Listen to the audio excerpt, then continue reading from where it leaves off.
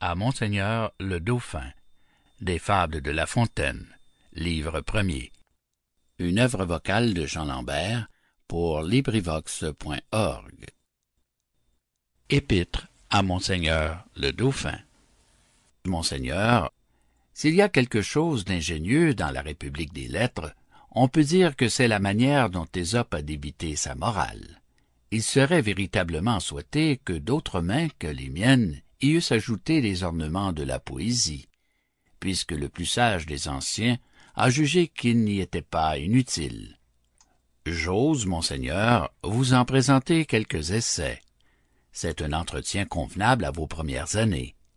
Vous êtes en un âge où l'amusement et les jeux sont permis aux princes.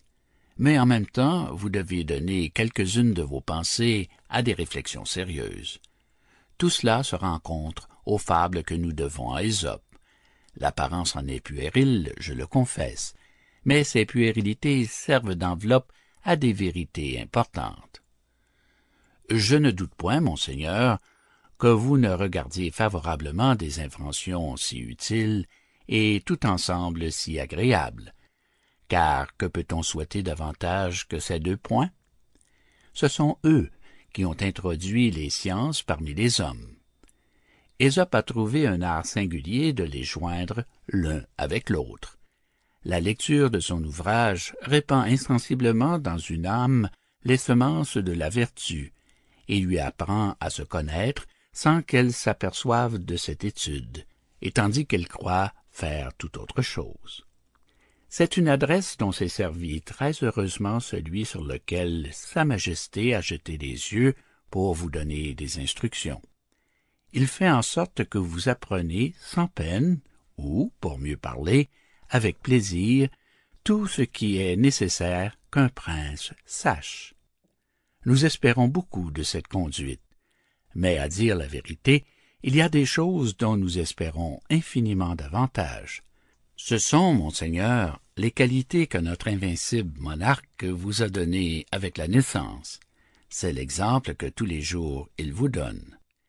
Quand vous le voyez former de si grands desseins, quand vous le considérez et qui regarde sans s'étonner l'agitation de l'Europe et les machines qu'elle remue pour le détourner de son entreprise, quand il pénètre dès sa première démarche jusque dans le cœur d'une province où l'on trouve à chaque pas des barrières insurmontables, et qu'il en subjugue une autre en 8 jours, pendant la saison la plus ennemie de la guerre, lorsque le repos et les plaisirs règnent dans les cours des autres princes, quand, non content de dompter les hommes, il veut triompher aussi des éléments, et quand au retour de cette expédition, où il a vaincu comme un Alexandre, vous le voyez gouverner ses peuples comme un Auguste. Avouez le vrai, Monseigneur, vous soupirez pour la gloire aussi bien que lui, malgré l'impuissance de vos aînés. Vous attendez avec impatience le temps où vous pourrez vous déclarer son rival dans l'amour de cette divine maîtresse.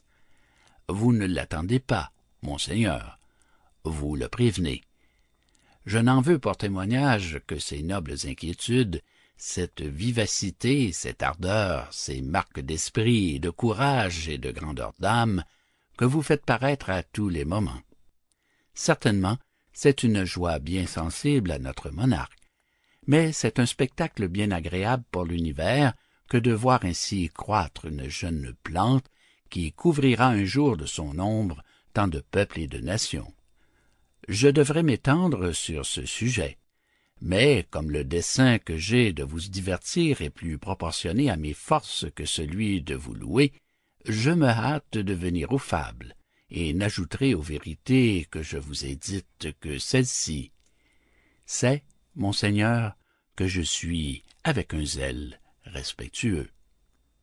Votre très humble, très obéissant et très fidèle serviteur, de La Fontaine. À Monseigneur le Dauphin.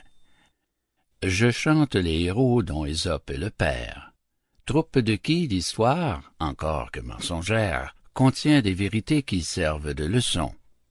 Tout parle en mon ouvrage, et même les poissons. Ce qu'ils disent s'adresse à tous tant que nous sommes. Je me sers d'animaux pour instruire les hommes.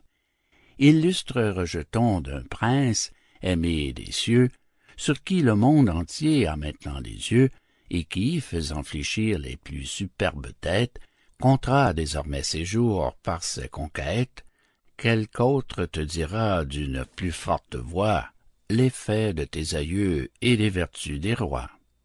Je vais t'entretenir de moindres aventures, te tracer en ces vers de légères peintures. Et si de t'agréer je n'emporte le prix, j'aurai du moins l'honneur de l'avoir entrepris. Fin de À Monseigneur le Dauphin, des Fables de La Fontaine. Cet enregistrement appartient au domaine public.